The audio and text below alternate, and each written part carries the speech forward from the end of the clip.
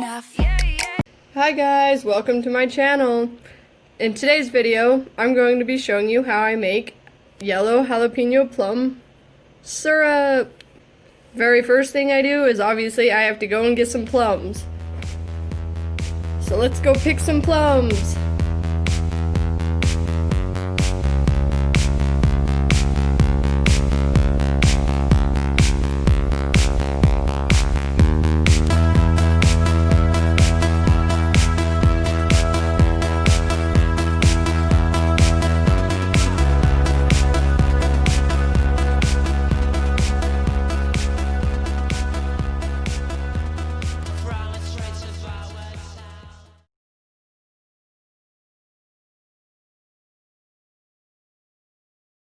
Once you pick your plums, the next thing you're going to want to do is rinse them off really well.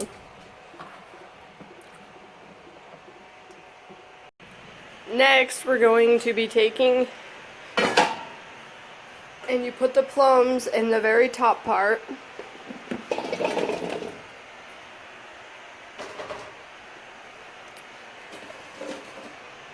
And then you'll just put the lid back on it.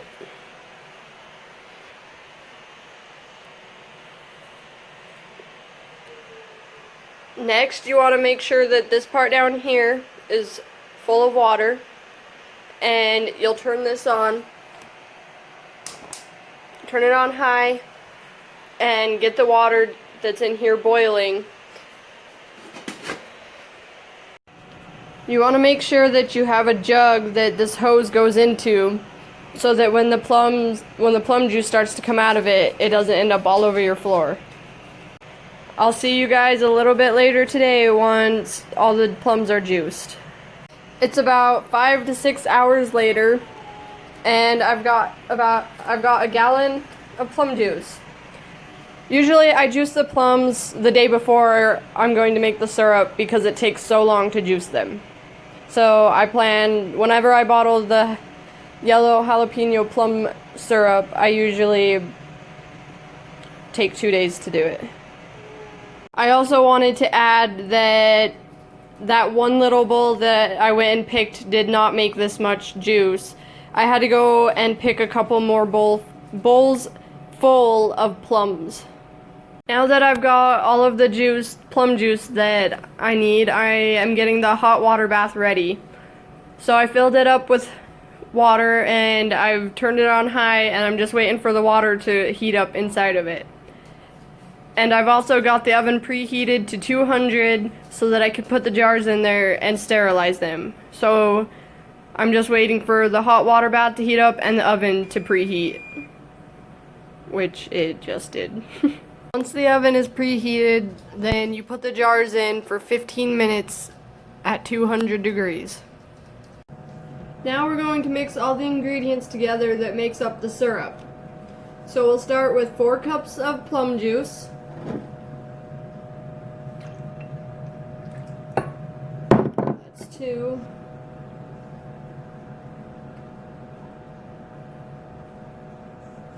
Three.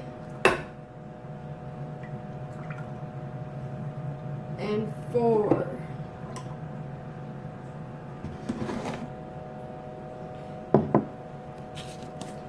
Then you want a cup of honey.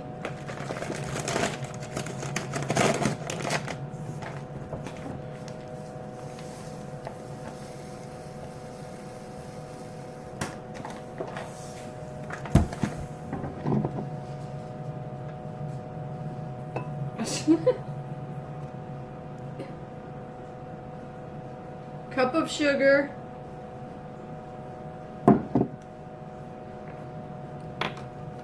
Then you'll want 3 tablespoons of pectin, or you can do less for a runnier consistency, or more pectin for a thicker consistency.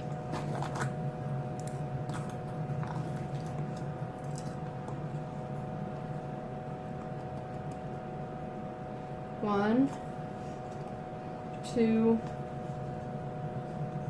3.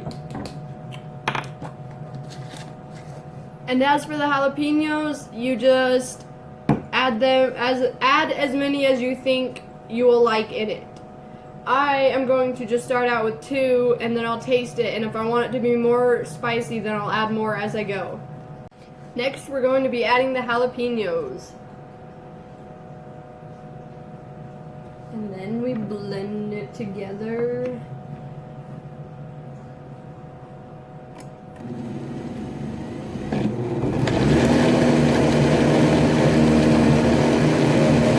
I ended up using 2 jalapeno peppers in my batch. So once you get it all blended up, all the ingredients in it all blended up, then we're going to be taking it over and putting it in a pot on the stove, and we're going to simmer it for a little bit. Once you get all of the ingredients mixed together, the next step you're going to want to do is put it in a pot on the stove and simmer it.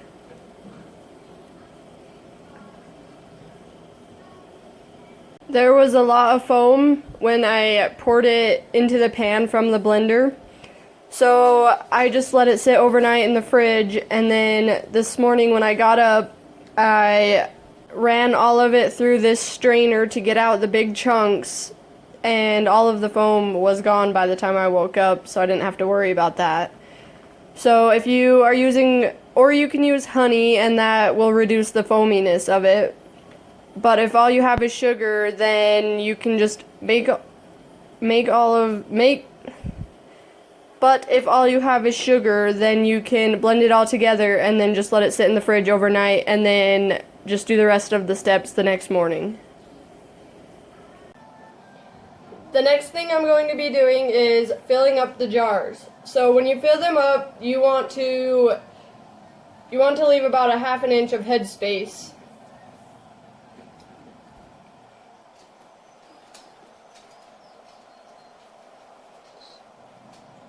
Put it to where you guys can see it.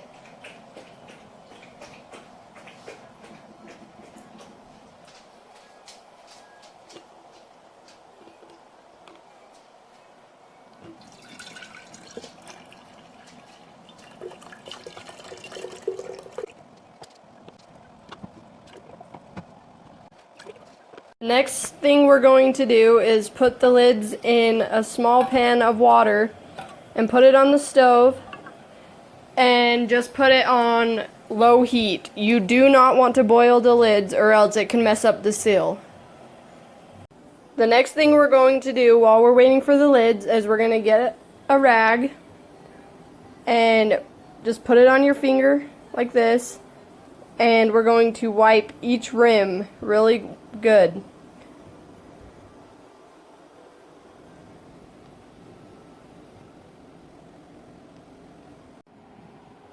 Next, we're going to take our magic wand, and you'll grab out each lid and put them on one by one, put the lids and rings on them.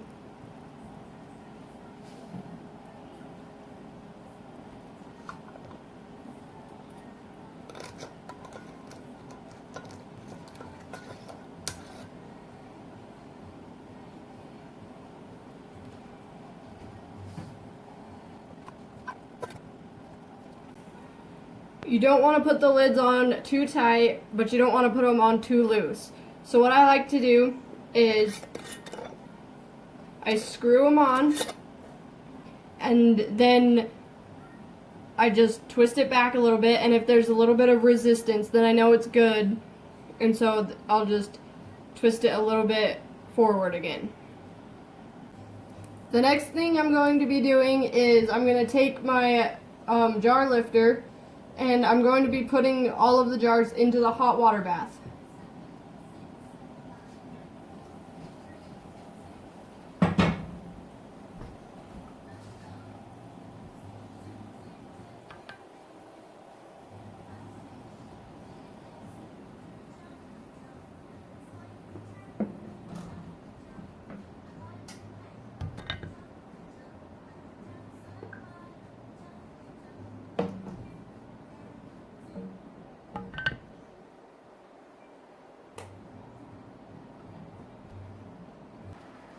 I forgot to mention that if you are not filling up your hot water bath canner, and there's some open spaces, you need to replace them or fill them with a rag or jars or something. I always use jars, and I'll just put empty jars in the spaces where other jars should be.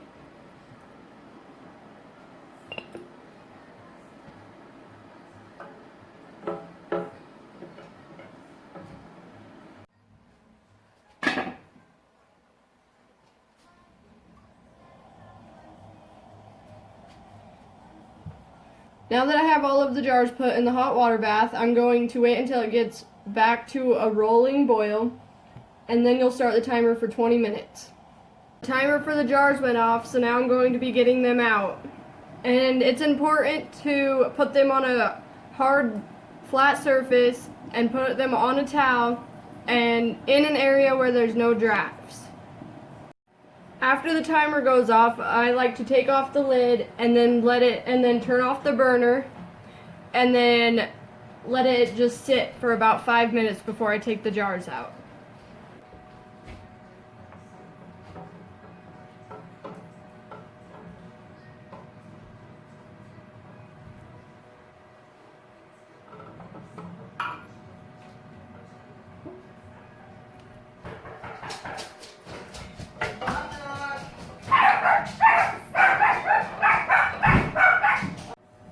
Once you get them out, then you want to leave them undisturbed for 12 to 24 hours.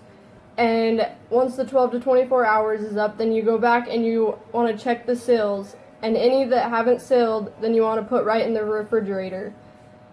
And the other ones that you're going to be storing, you need to label them and write the date on them.